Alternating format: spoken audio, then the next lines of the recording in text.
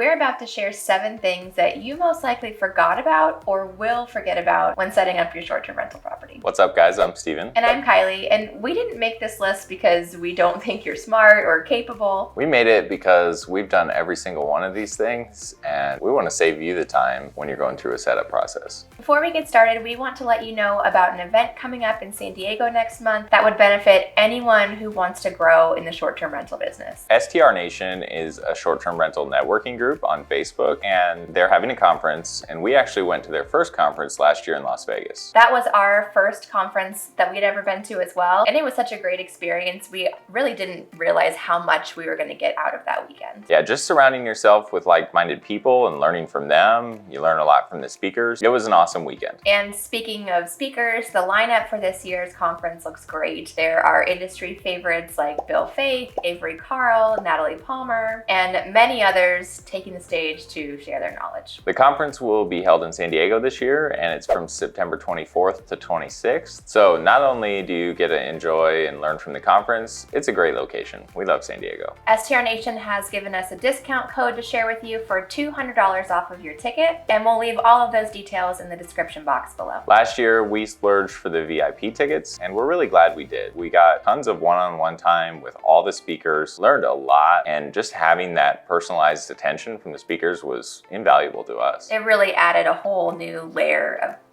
depth to the weekend. So be sure to check out the links below. Let us know in the comments if you think you'll be there this year, or feel free to ask any questions about our experience at last year's conference. All right, let's get back on the video topic. 7 things you probably forgot about during your Airbnb setup. The first is you probably forgot extension cords or power strips, or you probably bought the wrong kind. This is on the list because during our first few setups, we found ourselves not having cords that would reach an outlet, and we'd run late night to Home Depot and get them, and it was just a pain point that we quickly made a solution for. Or I had bought the 2-prong and we needed a 3-prong. It was a recurring issue. The tangled nightmare of extension cord. We don't forget anymore because we've since added them to our inventory list. You can access this inventory for free by using the link below or by going to arrivals.com/inventory. We end up using quite a few extension cords or power strip during our setup, and this is mostly in the bedroom. One nightstand, we're usually plugging in 2 things, a lamp and a charging port, and the other nightstand, we're plugging in 3 things, the charging port, a lamp, and a white noise machine. When you're going through a house planning your setup, make sure you take a look at outlets on the wall you plan to put a bed, and you can start planning for this. Our preference is also to buy the flat plug type so that the nightstands can sit flush against the wall. There's not a gap between the back and the wall. And also look if you're going to need a 2-prong or a 3-prong outlet. Our charging ports, for example, require a 3-prong. Second is you probably didn't think through your storage solutions. If you bought 2 sets of linens and towels for your property, which you should, make sure that you have a proper place to store them. If you have a closet with shelves in it, that's great, but if you don't, you really need to think and plan a place to keep them organized and clean. You'll also need to think about a place to store a backstock of supplies for the house. We like to keep these areas locked off. If it's a closet, we have a numeric keypad handle that we really like, and it saves the need to handle and think about where you're going to keep keys. And for cabinets, we've had good luck using these magnetic child-proof locks. These are cool because they're invisible from the outside, so they don't change the look and feel of your house at all. You don't have to drill into your cabinets. They are child-proof and human-proof. Unless someone really yanks on it and breaks it, they're plastic. They're more of a deterrent than a secure lock. We've had good luck. We put a little label on the outside that says locked cabinet, please don't pull, and most people don't pull on that. Someone baby-proof the front door.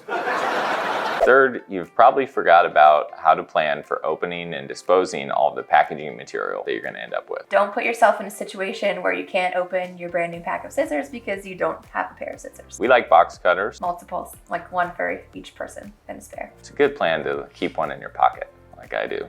And then you always have it, because Kylie seems to like to take mine and put it somewhere else. That was just before we brought 2. Now that we have 2 and an extra tape measure, then I leave your stuff alone. All right. There's always don't touch my stuff, don't touch my stuff. We've mentioned before that we like to unbox and consolidate as much of the stuff at our house when we first receive it. This helps eliminate the monster pile of boxes and styrofoam and stuff at your setup property. And you're still gonna have a monster pile of boxes at the property, so imagine what it would be like if we didn't consolidate those things before we brought them over. over. We also like to consolidate property trash into bags as much as possible. Yeah, we used to try and cram things into a big cardboard box, things like plastic, styrofoam, etc. But it just became a kind of a beast to dispose of a huge, like a mattress box. So we started using bags. They're a lot easier, they're smaller, easier to dispose of and handle. Because we manage a lot of properties, what we usually do, and this won't work for everybody, the night before trash pickup day, we'll go around to all the properties that are unoccupied. We don't do it if someone's there.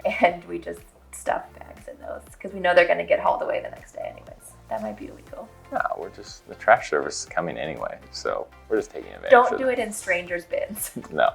That is not your trash. The fourth thing is you might have forgot to bring dishwasher tabs. All of those new dishes, cups, coffee mugs, silverware, all of it should be washed before you put it away in clean cabinets. Make sure you bring a package of dishwasher tabs with you and the rinse aid. Good to have, keep the dishes spot free. For guest use, we like to keep the dishwasher tabs in a clear glass container. Under the sink. And that's not just because of aesthetics. Yeah, if you've seen our other videos, you know that for consumable items, we restock these between guests, and a clear container is an easy visual thing to notice and refill. This way, the cleaners or whoever is there doing the perfection inspection has that visual reminder when they look under the sink that those need to be refilled. And the guest isn't surprised then when they find 2 tabs inside of a big empty tub. Fifth, probably forgot to bring laundry detergent. Just like we wash all the dishes, the same goes for bedding. Please wash it all before you make the bed. And towels, especially the towels, because the lint that comes off of those things the first time you dry them is A lot. a lot. The first few times, but you definitely need to wash them before the guest uses them, otherwise they'll be covered in lint when they get out of the shower.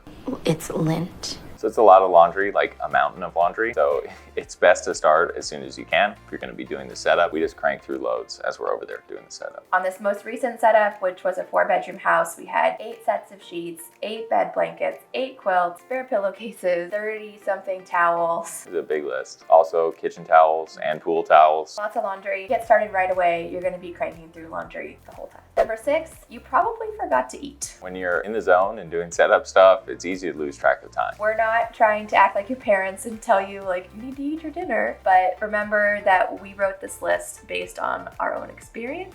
Anger is a real thing, and you don't want to start like snapping at each other and getting pissed off at little things. It'll just make the setup process more smooth if you're getting along, and eat. Make sure to bring plenty of snacks that don't require a lot of prep time, and plan out your dinners or plan to order in. Hungry and angry, you hangry, Claire. And finally, number 7, you probably underestimated how long this process will take. Even though we start out every setup with the best intentions and the most well laid out timeline, there are always going to be surprises. Sometimes finding the right furniture piece during the proposal process can take 10 minutes, and other times it can take a few hours. Sometimes deliveries arrive without a glitch, and sometimes one of your 8 dining chairs arrives with a broken leg, and then you have to wait another 10 days to get replacement. The whole process is a huge exercise in patience and flexibility. And if your setup involves any sort of renovations, then you're adding a whole nother layer of complexity to the mix. Make sure to give yourself time and don't jump the gun and start like listing your property or accepting bookings before you're really ready for guests. We hope you found this video helpful. Be sure to introduce yourself in the comments, and don't forget to check out the STR Nation Conference coming up next month. Let us know if you plan to be there. Thanks for watching. We'll see you in the next video.